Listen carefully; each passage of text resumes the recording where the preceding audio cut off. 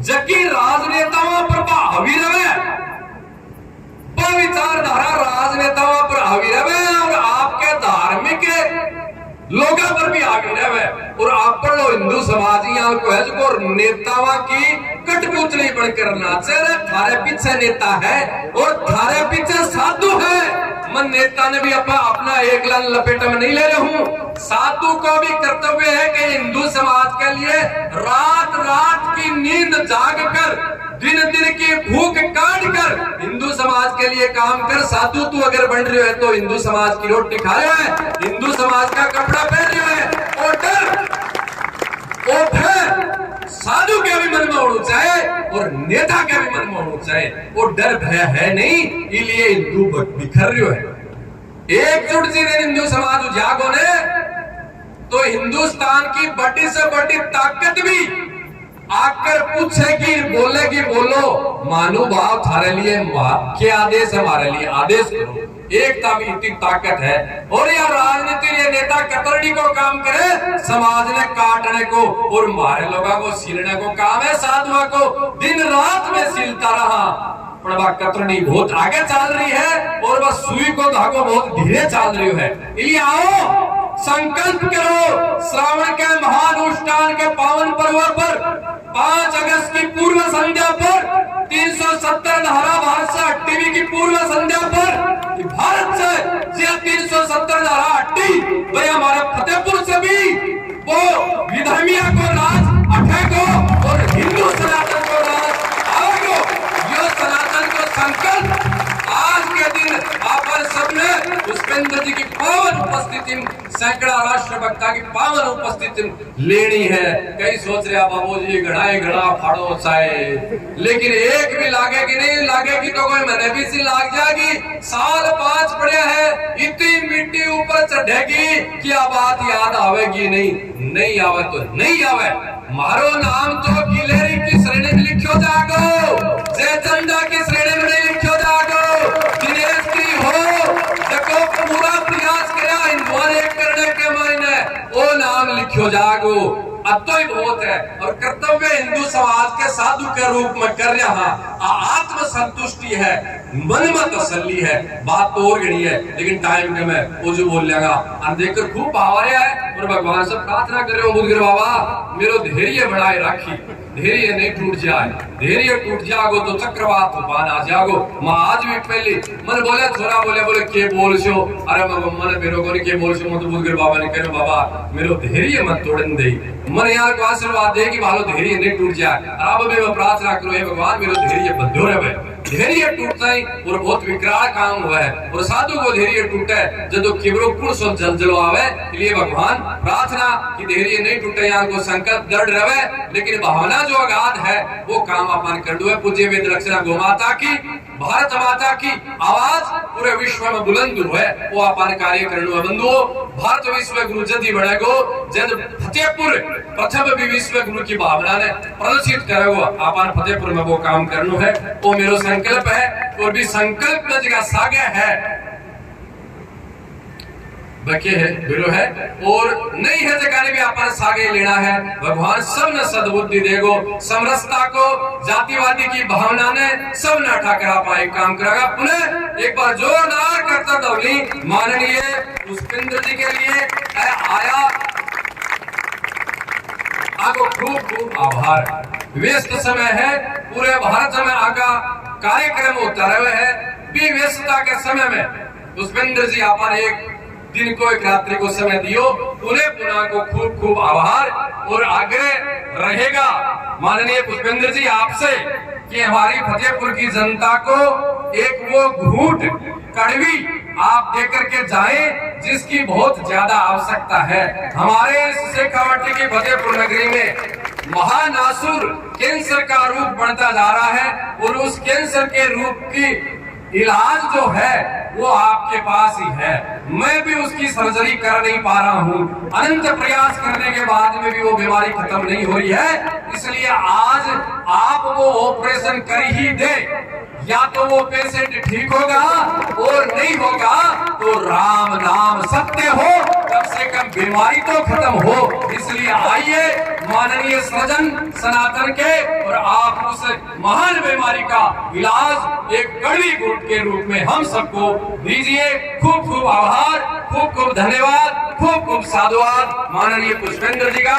आइए, आप निश्चित ही कोई पूर्व जन्म में मेरे कोई सखा थे, मेरे कोई मित्र थे, मेरे कोई साथी थे। आप हो सकते हैं इस पैंट शर्ट में ग्रस्त के रूप में, लेकिन आप सबसे सनासी हैं। जोरदार भारत माता की, भारत माता की। माननीय पुष्पेंद्र जी, बहुत बहुत आभार महाराज, आपने अंतर्मन से अंतर्मन की बात कही, बिना किसी भूमिका के सिर्फ एक शब्द, औरों के हित जो जीता है, औरों के हित जो मरता है, उसका हर आंसू रामायण, प्रत्येक कर्म ही गीता है। जोरदार तालियों के साथ में आमंत्रण देते हैं श्रीमान पुष्पेंद्र जी कुलश्रेष्ठ को, आपकी जोरदार तालियां गुंजायमान होती रहे। बहुत बहुत आभार।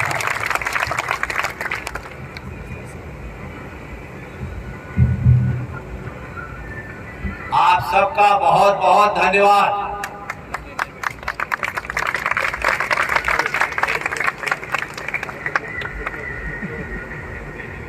मैं एक बात यहां आने से पहले मेरे मन में थी, लेकिन यहां आगे बैठने के बाद एक नया प्रश्न मेरे मन में है कि जिस क्षेत्र में और राज्य में आदरणीय महंत दिनेश गिरी जी मौजूद हो, वहां मेरी आवश्यकता क्या थी।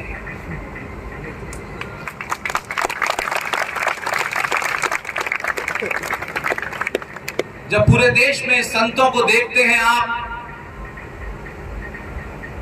गेरुए वस्त्र में देखते हैं आप, तब वो भाव उनके लिए प्रकट नहीं होता जो कुछ इस मंच से खड़े होकर के गेरुआ वस्त्र पहने दिनेश गिरी जी ने कहे हैं। और शायद उस दौर में आचार्य चाणक्य से लेके जितने भी लोग थे, दिनेश गिरी जी को देख के लगता है, उनके भावों को देख के लगता है, उनकी वाणी को देख के लगता है, शब्दों की मर्यादा के बीच अपनी बात कहने का हुनर देख के लगता है कि इस देश में अगर किसी एक क्षेत्र में भी दिनेश गिरी जैसा बोलने वाला पैदा हो गया तो इस देश को 24 घंटे नहीं लगेंगे हिंदू राष्ट्र घोषित करने।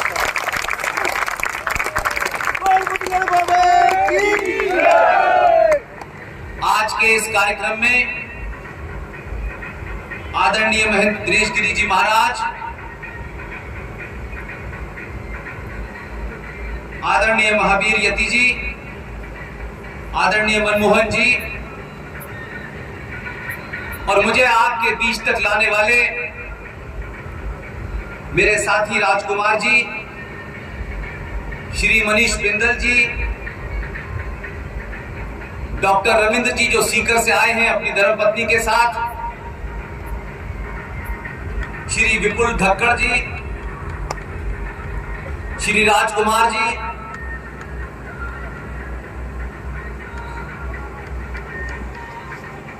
और इस मंदिर के प्रांगण में राजस्थान के बुद्धिजीवी, मेरे बुजुर्ग, मेरे हम उम्र, मां बहन बेटी, सबको मैं क्रमबद्ध प्रणाम करता हूं।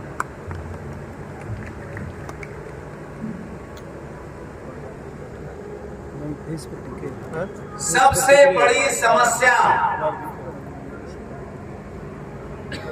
सबसे बड़ा कारण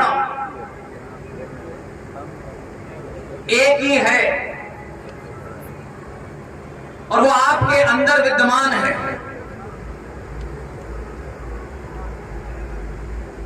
लोग हजारों उपाय बताते हैं देश में, करोड़ों समस्याएं बताते हैं देश में, लेकिन मेरा अपना अनुभव यह कहता है 14 साल का, सनातनी हिंदू जिस दिन भी झूठ बोलना और झूठ सुनना बंद कर देगा, दुनिया की कोई ताकत आपको डरा नहीं सकती। हम झूठ बोलने के एक्सपर्ट हैं। अपने स्वार्थों के लिए कुछ भी कह सकते हैं। हमसे बड़ा पाखंडी दुनिया में कोई नहीं है। हम निहायत गिरे दर्जे के मक्कार हैं।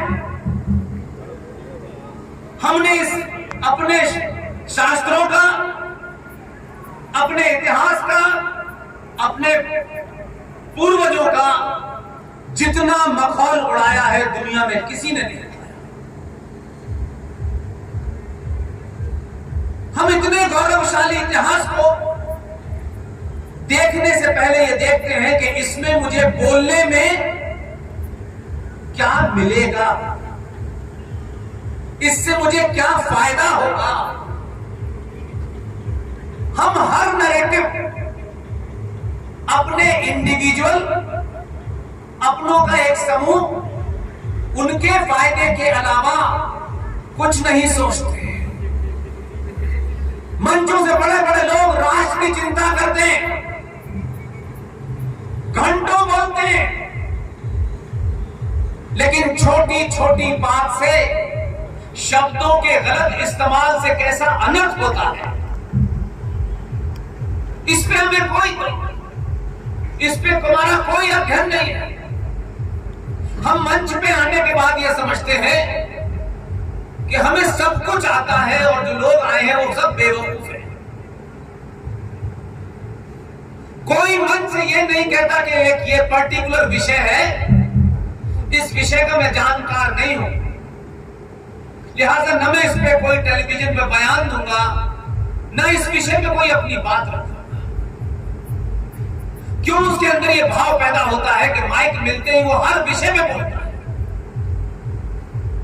हर गली मोहल्ले पे लोग इस्लाम पे बयान दे रहे हैं और सबके बयान अपने राजनीतिक, अपने सामाजिक स्वार्थों के हिसाब से हैं। आपका शत्रु ईमानदार है, उसने कभी कोई बात आपसे झूठ नहीं बोली। गरीब से गरीब, अमीर से अमीर, अजमेर से लेकर के लाहौर तक उसने कभी झूठ नहीं बोला। वो जो कुछ किताब में पढ़ता है, जो उसके लिए मुकद्दस है, पवित्र है, उसमें जो लिखा है चिल्ला चिल्ला के 5 बार बताता है, लेकिन लालची मूर्ख हिंदू उसकी इंटरप्रिटेशन अपने हिसाब से निकालता है। क्योंकि आप जिस किताब को पढ़ते हैं उसे पढ़ते तो हैं, लेकिन उस पे अमल करने से आप डरते हैं, उसमें लिखी हुई बातों को दोहराने से डरते हैं। और अगर कोई अपनी किताब को पढ़ता है और अक्षर से उसका पालन करता है, अगर वो आपका शत्रु भी है तो कम से कम ईमानदार है। आज 2024 में हमको ये तक नहीं पता है कि जब जब चुनाव आए, चुनाव 5 साल में आते हैं और 5 साल में जो आप अपना वोट डालने जाते हैं, उस वोट डालने की प्रक्रिया में 30 सेकंड लगते हैं। 30 सेकंड। हम पूरे 5 साल तक अपने दुखों के लिए इस पार्टी, उस पार्टी को, इसने ऐसा किया, उसने ऐसा, 5 साल तक रोते हैं। और जब हमें इतिहास की बात बताई जाती है तो हमारे अपने पूर्वजों का नाम लेते हैं। मुझे कभी कभी गुस्सा भी आता है कि जिनके पूर्वजों ने अपनी शान के लिए सब कुछ नछावर कर दिया, उन्होंने ये नहीं सोचा था कि आने वाली पीढ़ी हमारी तस्वीर लगाएगी, हमारी मूर्ति बनाएगी, हमारे बारे में क्या कहेगी, वो करके चले गए। हमारा महाराणा प्रताप के वंशज हैं, शिवाजी के वंशज हैं, हम रानी लक्ष्मीबाई के वंशज, ये सुनने में कहने में अच्छा लगता है, लेकिन हमको एक मिनट के लिए शर्म नहीं आती, कहीं चुल्लू पर पानी नहीं मिलता कि हम उसमें डूब मरे। 5 साल में एक चुनाव आता है, उस चुनाव में आपकी 30 सेकंड की भूमिका होती है, लेकिन अब जब आप बटन दबाते हैं तो बटन दबाते वक्त आपके मन में क्या क्या सवाल उठते हैं।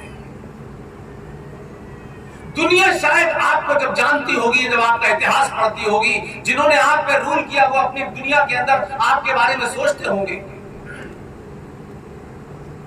तो आज भी 150 साल के बाद भी वो आप पे हंसते होंगे। आज भी 30 सेकंड में वोट डालने वाला सनातनी पूरे विश्व का दौरा कर लीजिए, इतिहास पढ़ लीजिए, और ये बात मैं दिनेश गिरि जी महाराज के आश्रम में कह रहा हूं। यहां लोग इसलिए इकट्ठे नहीं हुए कि रात्रि भोज का इंतजाम है, उनको मालूम है कि यहां बहुत कड़वी बातें ऐसी कही जाएंगी कि आप घर पहुंचते पहुंचते आपकी नींद उड़ जाएगी, और आपके मन मस्तिष्क में अगर ये बात लगेगी तो आप आराम से अगले 10 साल तक सो नहीं सकते। उसके बावजूद भी आप यहां आए। हम एक परिवार के रूप में, हमारी मां घर से बाहर निकलती है, हमारा पिता घर से बाहर जाता है, घर के सारे बच्चे ये कोशिश करते हैं कि हमारी मां जब घर से बाहर निकले तो सबसे अच्छी, सबसे महंगी साड़ी पहन के निकले। हमारा पिता जब नौकरी पे जाए तो उसका जूता फटा ना हो, उसकी पैंट खराब ना हो, क्योंकि उसको देख करके पूरे घर के बारे में एक इतिहास लिखा जाएगा कि परिवार कैसा है। मां फटी साड़ी पहन के आई है, पिता फटी पैंट पहन के ऑफिस जा रहा है। हम इतने कॉन्शियस हैं, इसकी चिंता करते हैं, लेकिन उन्हीं सनातनियों से मेरा सवाल है, दुनिया में सनातनी हिंदू सबसे सस्ते में बिकता है, और आप अपना 5 साल के बाद कितना भी कुछ कर लीजिए, कितने भी प्रवचन,